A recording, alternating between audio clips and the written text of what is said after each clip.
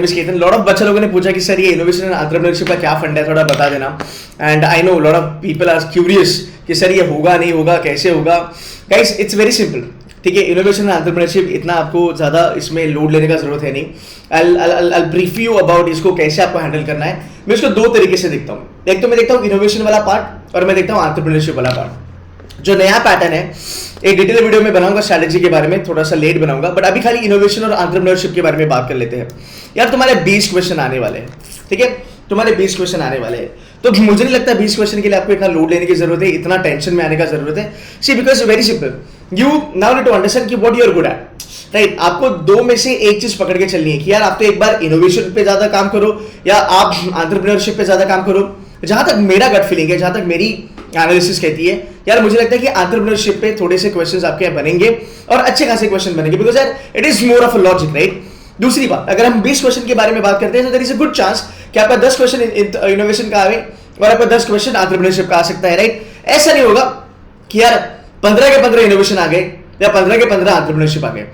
वो एक kind of balance बना के चलने ही वाले हैं. तो पहली बात ये है कि यार डरना नहीं है, और this is not out of the world. बहुत सारे बच्चों ने कहा कि सर अभी तो ये जीके जैसा फंडा हो गया. नहीं भाई मेरे, जीके जैसा फंडा नहीं हो गया, कंप्लीटली जीके नहीं है. इसमें 2-3 टाइप के क्वेश्चन आते हैं. एक वो होता है कभी कभी आपको फिल इन द ब्लैंक्स आते हैं, कभी कभी आपको एक टेबल दिया जाता है. राइट, और आपको मैच द पेयर करा जाता है. और कभी कभी आपको जो क्वेश्चन आते हैं वो बहुत लॉजिकल होते हैं और वो कंसेप्चुअल क्वेश्चन आते हैं. क्या क्वेश्चन होते हैं, कौन सी कंसेप्ट से आप यूज करी जाती है, वो सब के बारे में मैं इस वीडियो में बताऊंगा. बट पॉइंट यहाँ पे ये है कि आपको इसको डील कैसे करना है. यार इमेजिन करो आपका जीके ऑलरेडी है 20 क्वेश्चन का. अब आपको पता है जीके मतलब इट्स एन ओशन, जितना करोगे उतना कम है. उसमें भी इनोवेशन एंड एंटरप्रेन्योरशिप आ गया.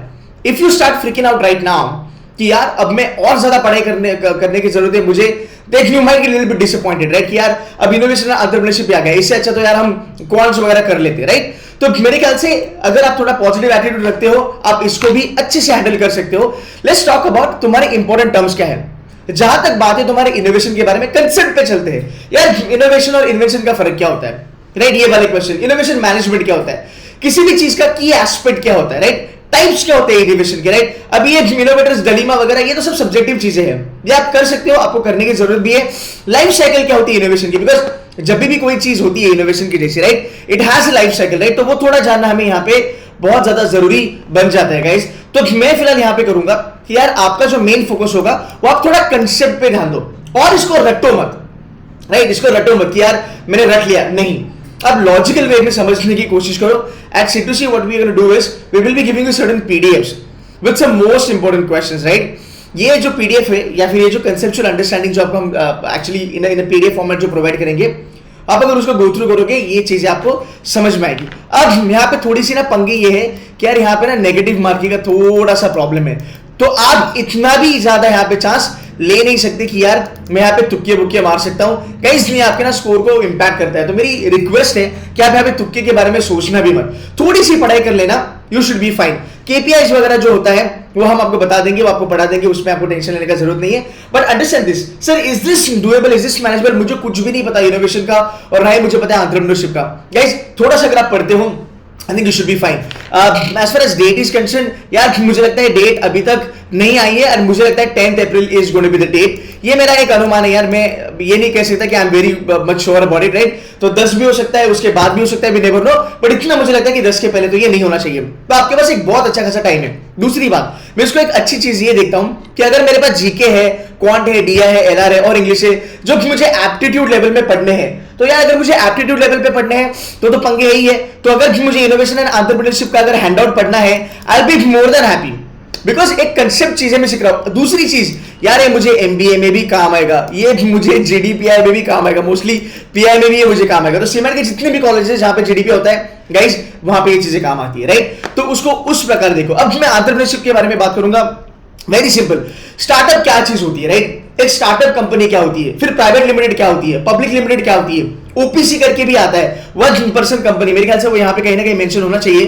तो एक OPC करके भी होता है, this is OPC. Right, 1% company. Right, OPC होता है, it's a private limited company registered on the name of a 1%. Right, proprietorship जैसे ही होता है बट इसको एक थोड़ा सा एक लीगल पर्सपेक्टिव आ जाता है, वो एक चीज होगी. दूसरी बात अगर हम करेंगे कि यार स्टार्टअप को फंडिंग कैसे करी जाती है, एंजल इन्वेस्टमेंट क्या होती है, राइट, तुम्हारी सीड फंडिंग क्या होती है, राइट, आइडिया क्या होता है, वेंचर कैपिटल क्या होता है, प्राइवेट इक्विटी क्या होता है, ये सब चीजें जो होती है वो नॉर्मल होती है।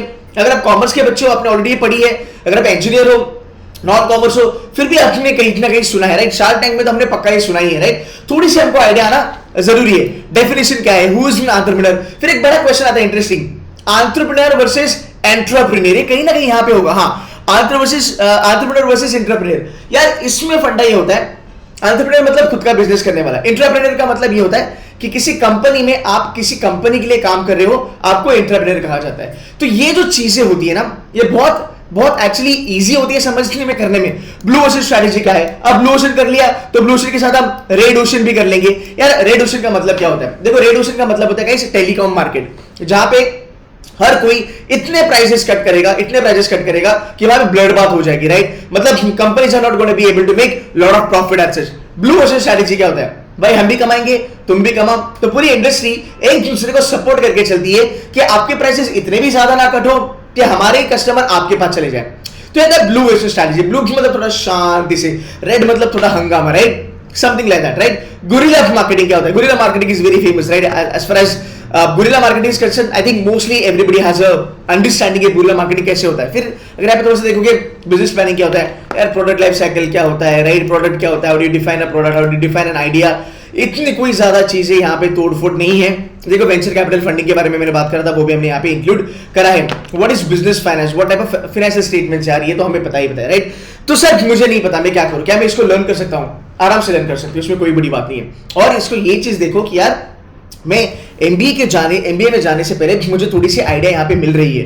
दूसरी बात गाइस, अगर आपने SNAP, NMAT, CAT, XAT, IFT अभी तक करा है और अगर आप जीडीपीआई के लिए प्रिपेयर कर रहे हो गाइस, ऑलरेडी आपको इस चीज का एक्सपोजर मिल चुका है। तो यहाँ पे ऐसी कुछ नई चीज नहीं है जो आप कर सकते हो, राइट। तो मैं अगर कहूँ यहाँ पे, अगर आप 20 क्वेश्चंस को टारगेट करते हो, out of 20 I am not saying the lot, even if you do 10++, यार you should be better, you should be better, right. अब इसमें क्या हमें स्कोर इंक्रीज कैसे करना है, इसकी स्ट्रैटेजी कैसे होगी, कितना टाइम देना पड़ेगा, ये सब चीजें मैं आपसे डिस्कस करूंगा।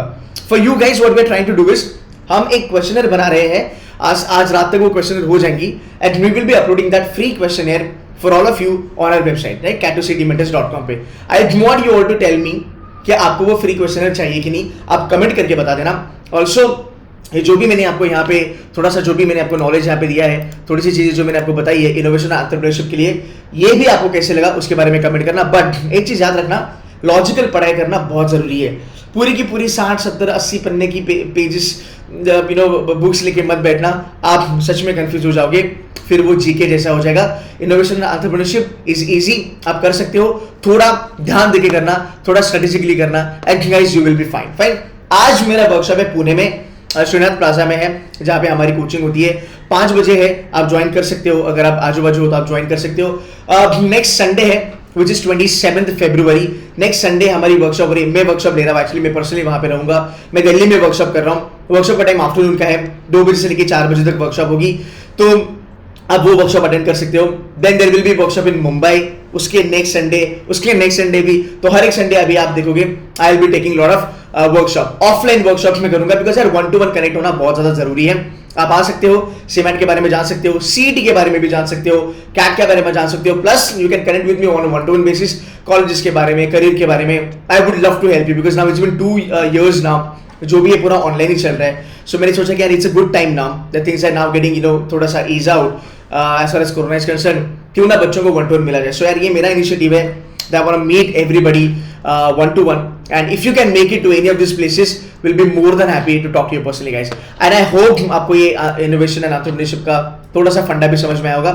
This is not the only video, follow-up videos आएंगे, चैनल सब्सक्राइब करना and stay tuned to Studio Mentors guys. That's it from my side. Thank you so much. Take care of yourself. Bye bye.